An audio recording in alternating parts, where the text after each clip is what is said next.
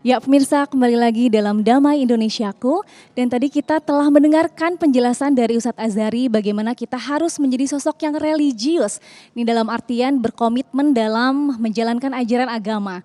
Nah, kali ini akan disampaikan tausiah mengenai apa makna muka dua dalam Islam yang akan disampaikan oleh Kiai Misbahul Munir. Silahkan Kiai.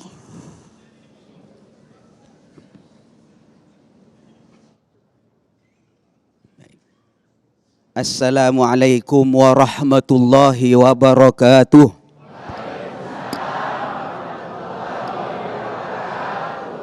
Bismillah, alhamdulillah. Wassalatu wassalamu ala rasulillah. Sayyidina Muhammad ibni Abdillahi wa ala alihi wa ashabihi wa man tabi'ahu wa walah amma ba'du. Para jamaah sekalian, apa yang disampaikan oleh Ustadz Azhari mulai awal sampai akhir rasa-rasanya menyinggung diri saya. Karena yang beratribut agama yang paling mantap ini kelihatannya saya. Pakai surban, pakai tongkat, pakai sarung. Mulai tadi saya gerah. Jangan-jangan beliau ini menyinggung saya. Menggunakan atribut agama untuk kepentingan nafsunya, mencari tahta, harta dan wanita. Na'udzubil. Selamat. Ya. Para jemaah sekalian, kita diperintah oleh Allah untuk beribadah, beramal apapun ikhlas karena Allah. Wa ma umiru illa liya'budullaha mukhlishina lahuddin. Kita tidak diperintah oleh Allah dalam beribadah kecuali ikhlas karena Allah. Kita diperintahkan untuk beriman, kita diperintahkan untuk berislam, kita diperintahkan untuk berihsan, berakhlakul karimah. Lillahi ta'ala karena Allah. Bukan karena kepentingan yang lain. Mengapa ini perlu diingatkan? Karena memang nyata sejak zaman Sayyidina Rasulullah Muhammad SAW, orang menggunakan atribut agama untuk kepentingan dunia ada. Makanya ibu yang pakai jilbab jangan tersinggung. Bapak-bapak yang beratribut agama jangan tersinggung.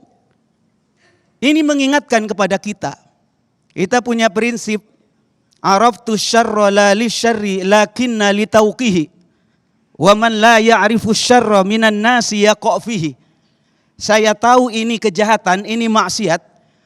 Maksudnya apa? Biar kita tidak terjatuh ke dalamnya. Wa man la ya'rifu syarra minan nasi yaqa' fihi. Kalau kita tidak tahu itu jurang, kita bisa langsung terjerembab ke dalamnya. Na'udzubillah. Karena itu para jemaah sekalian, mari kita perhatikan apa yang disampaikan oleh Rasulullah. Tanda-tanda orang munafik itu seperti apa sih? Orang munafik itu kalau di zaman Rasulullah bisa diketahui. Rasulullah sendiri tahu ini orang munafik. Tapi kalau kita tahu dari tanda-tandanya. Misalnya kalau dia ngomong suka berbohong. Kalau dia berjanji tidak pernah ditepati. Kalau dikasih amanat dia khianat. Ini di antara tanda orang munafik. Awas, waspada. Jangan sampai masuk ke dalamnya. Rasulullah Shallallahu Alaihi Wasallam mengingatkan bahwasanya sifat nifak itu lebih bahaya daripada yang lain. Malah di dalam Al-Quran para jemaah sekalian ditegaskan oleh Allah innal munafiqina fid darkil asfali minan nar. Orang munafik itu tempatnya di paling bawah dari api neraka. Di keraknya api neraka. Padahal para jemaah kalau kita perhatikan, mereka juga sholat seperti kita, berpuasa seperti kita, bertahajud mungkin seperti kita. Tapi yang membedakan apa? Orang munafik niatnya bukan karena Allah. Mereka itu yukhadi'un Allah. Mereka itu menipu Allah, merasa bisa menipu Allah. Walladzina amanu, dan menipu orang-orang mukmin.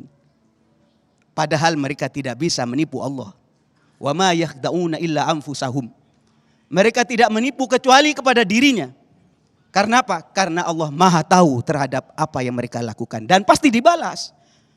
Kerugiannya kita tahu kalau orang berbuat jahat, man amila sholihan fali nafsi, kalau berbuat baik ya untuk dirinya.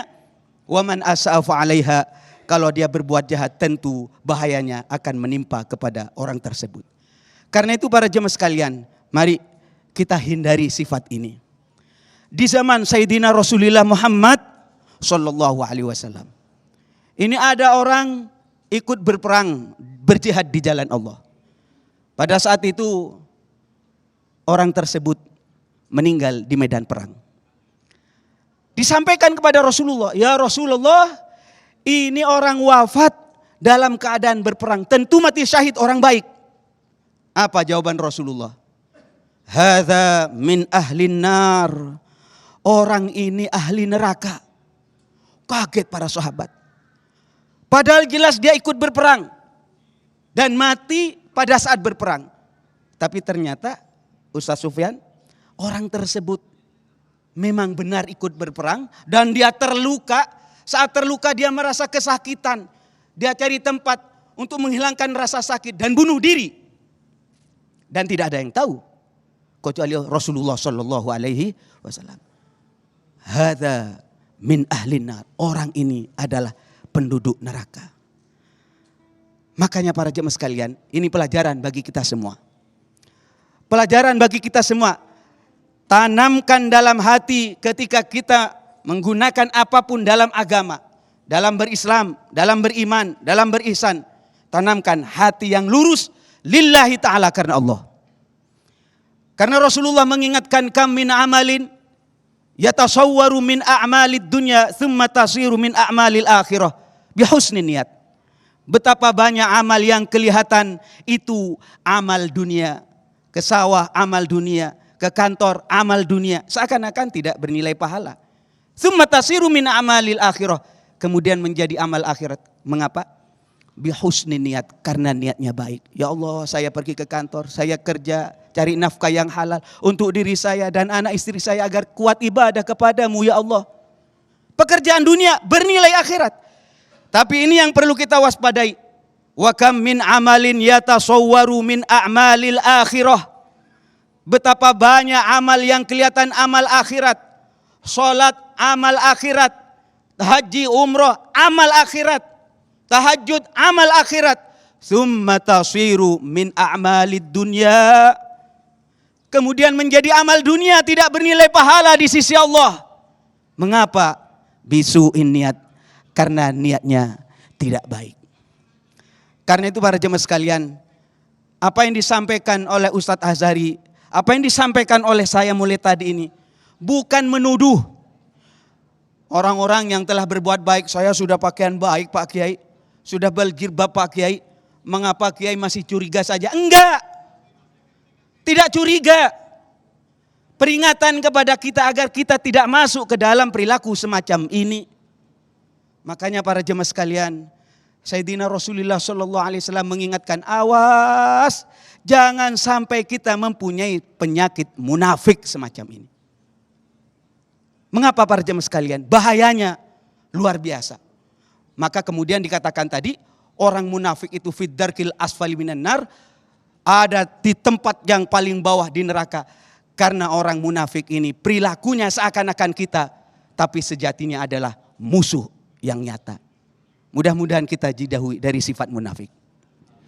Amin, amin ya rabbal alamin. Terima kasih Kiai Haji Misbahul Munir telah menjelaskan kepada kita semuanya bahwa hal ini sangat relate sekali, hal ini sangat fenomenal sekali apa yang kita lihat selama ini. Sosok yang biasanya, yang selama ini kita lihat berbuat kriminal, namun ketika dia di meja persidangan berubah menjadi sosok yang religius. Inilah menjadi otokritik bagi kita dan kembali dikuatkan oleh guru kita tadi bahwa kita luruskan kembali niat kita untuk benar-benar beribadah kepada Allah Subhanahu wa taala. Lantas bagaimanakah larangan agama dalam memanfaatkan kepentingan pribadi untuk meraih simpati pribadi? Nanti insya Allah akan dijelaskan oleh guru kita Kiai Haji Khalil Nafis. Sesaat lagi tetaplah di Damai Indonesiaku.